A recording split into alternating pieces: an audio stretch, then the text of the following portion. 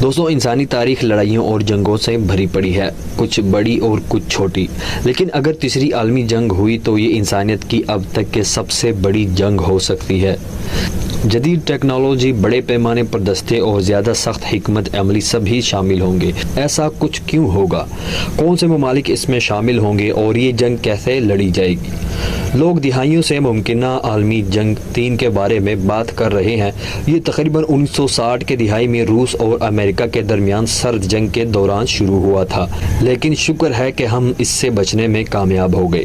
لیکن ہم کہتے ہیں کہ ہم اتنے خوش قسمت نہیں ہیں کہ اگلے بار اس سے بچ سکیں۔ تیسری عالمی جنگ کب ہو سکتی ہے؟ ٹھیک ہے، یہ کہنا مشکل ہے۔ ممتاز سیاسی شخصیات کے مارے جانے، انٹیلیجنس کے خطرات یا قیمتی وسائل پر لڑائی کی وجہ سے عالمی جنگ ہو سکتی ہے۔ اس کے بارے میں اس طرح بات کرنے سے جنگ کا امکان پیدا ہو جاتا ہے، لیکن امکانات در حقیقت آپ کے خیال سے بہت کم ہیں۔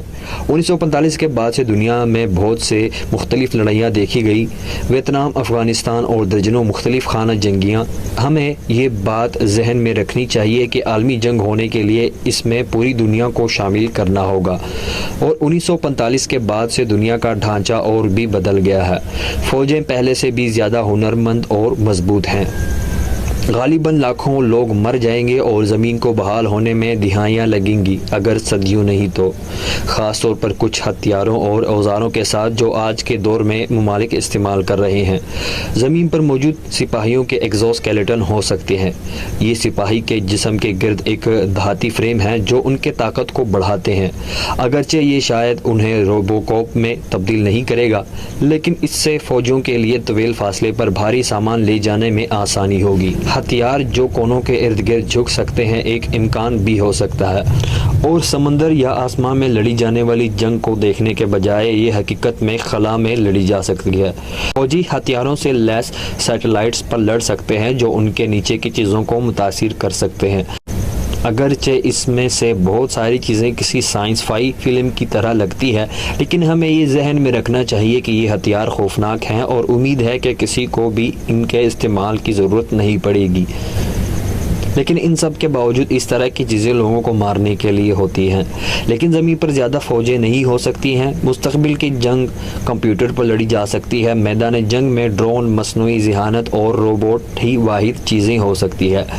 لیکن ایک موقع یہ بھی ہے کہ مستقبل میں جنگ کے کارروائیوں میں کسی قسم کا تشدد شامل نہ ہو۔ دوسرے ممالک کے کمپیوٹرز میں ہیکنگ کے ساتھ ساتھ پاور گرڈ بند ہونے کا بھی امکان ہو سکتا ہے۔ لیکن اس جنگ کا کیا ہوگا؟ ویسے بھی ٹھیک ہے، کچھ لوگ پیش گوئی کرتے ہیں کہ اس کا تعلق وسائل، خاص طور پر پانی سے ہو سکتا ہے، چونکہ میٹھا پانی بہت کم ہے لیکن قیمتی وسیلہ ہے، اس لیے قومیں اس پر لڑنا شروع کر سکتی ہیں کیونکہ یہ ختم ہوتا جا رہا ہے۔ لیکن امید ہے کہ یہ جنگ ہمیشہ کے لیے نہیں چلے گی۔ تو یہ کیسے ختم ہو سکتا ہے؟ ٹھیک ہے، ایک وجہ اور ایک بنیادی وجہ کیونکہ ابھی تک عالمی جنگ نہیں ہوئی، اس کا ان چیزوں سے تعلق ہے۔ دوسری جنگ عظیم کے دوران امریکہ نے جاپان کے اوپر ایٹمی بم گرائے جس میں 1 لاکھ سے زیادہ لوگ مارے گئے۔ اس میں شامل شہروں کو بحال ہونے میں کئی دہائیاں لگی۔